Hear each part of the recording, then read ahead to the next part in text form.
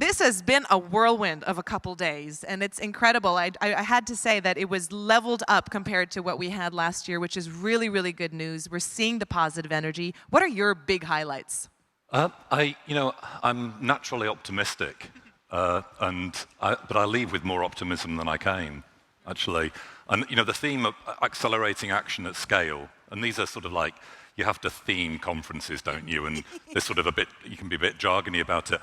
Actually, we're delivering to that, not just in this room, but around the world. And you can see, like business and finance, the Glasgow COP, just 6 months ago, the Glasgow COP was the business and finance COP. So there's now 3,100 companies that have committed to science-based targets or net zero. And we heard from Mark Carney, 450 of the world's leading financial institutions committed to net zero in a really meaningful way. Capital markets have woken up, they've had coffee, and they're deploying capital in the right direction. So that's super exciting. And it's also, I think we need to rename hard-to-abate sectors. Would you rename it? I don't know.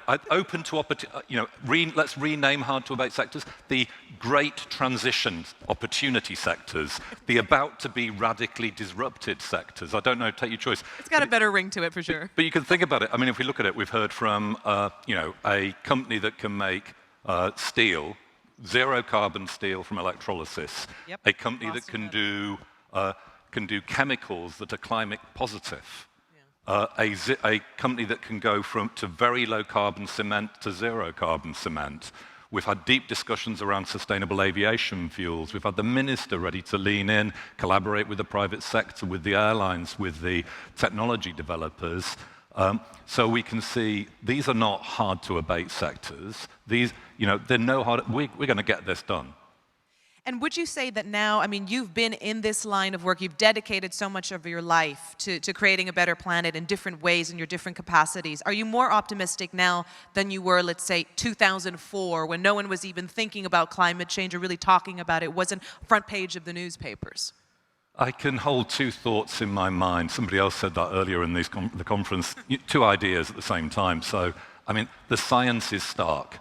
So it really is. It sounds dramatic. It is dramatic to call it the race of our lives. It is the race of our lives. We've got 7 or 8 years of carbon emission budget left before we've blown the 1.5 degree budget. So this is going to. That's why I think the sort of long-term ambitions. We're going to keep ramping up ambition levels in that. And the sectors that think that we've got a lot of time to do this, we haven't. So there's that thought. But then, I was just looking. EV sales, we heard from the minister, 8% of car sales were EVs this last year. It was 4.5% the year before that. It was 2.5% the year before that. We're already having 1.5 million barrels of oil that's not being used every day because of those EVs. That's now. And we're on the interesting part of the S-curve. So the S-curve where the disappointing bit where it takes a long time for anything to happen. The first 50 years of solar, where it was just about improving technology, as I mentioned, we've done 1 trillion watts of solar now, almost a panel for every man, woman, and child alive. And the most affordable type of energy now as well. Yeah, but in the next 4 years, we'll do the next 1 trillion watts. Yeah. So super disruptive, incredible, affordable, abundant, low-cost, clean energy for people.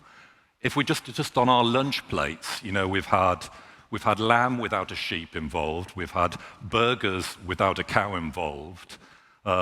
We've had chicken without an egg involved, and we've heard we can have eggs without chickens involved. We're going to have to completely come up. I've heard so many people say this is a chicken and egg problem.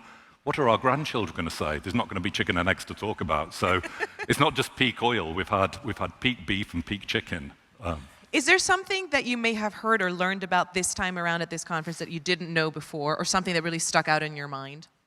I think the thing that strikes me in my mind is maybe not as exciting as the transformation, but it's about alignment. And I think we've got incredibly high alignment between the business community, the government community, the finance community, a lot of civil society, and it's aligning with the science now. So we all know what the objective is. We all know it's on our watch. It is about us. It is about now. And that's a very powerful moment in human history. One of the things that I heard when I was listening to one of your podcasts is something that's near and dear to your heart is the saying that success has many parents. Yeah. And if I were to ask you sort of a parting statement or something you want to leave with everybody who's joined us online and here on site, I guess, I don't know, is it about working together, success having many parents, or what would you say? I think that's a really good reminder, Nikki, that success, we should thank our partners for this as well, just for the event.